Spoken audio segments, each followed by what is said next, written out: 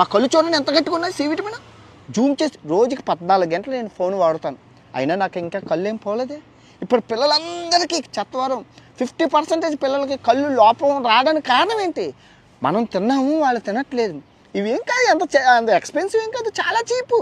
కానీ టైం లేదు అందరికీ టైం లేదు, కొనుక్కొని తినేంత టైం లేదు. దీంట్లో పప్పు కూర ఉంటుంది, ఆ పప్పు పళ్ళతో కొరికి తినేవాళ్ళం. ఈ రోజుల్లో దమ్ముంటే ఏ పిల్లోడికైనా ఈ పప్పు నవలమనండి, పళ్ళు ఇరిగిపోతాయి. దాని గల కారణం ఏంటి?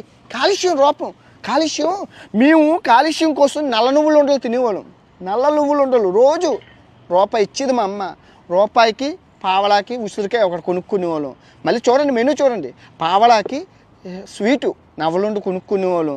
తర్వాత పుట్నాల పప్పులు శనగలు పావలా కొనుక్కునేవాళ్ళం. ఇంకా పావలా మిగిలితే తాండ్ర కొనుక్కునేవాళ్ళం. మా జీవితాలు ఆ రోజులు ఎంత ఆనందకరంగా ఎంతో హెల్తీగా ఉండేవి. ఇప్పుడున్న పిల్లలు చీటోలు చిప్పులు బిప్సులు గిప్సులు అన్నీ కెమికల్ ఫుడ్, అన్నీ పోషక, అన్నీ ఆ నూడిల్స్ దిక్కుమాల ఫుడ్ తిని ఆ విష పదార్థాలు తిని చేస్తున్నారు.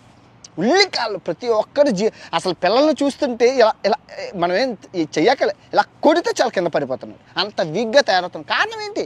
తల్లిదండ్రులు, ఈ స్కూళ్ళు స్కూల్ యాజమాన్యాలు, తల్లిదండ్రులు దీనికి కారణం అండి. నేను చెప్తాను, మీకు చెప్తాను.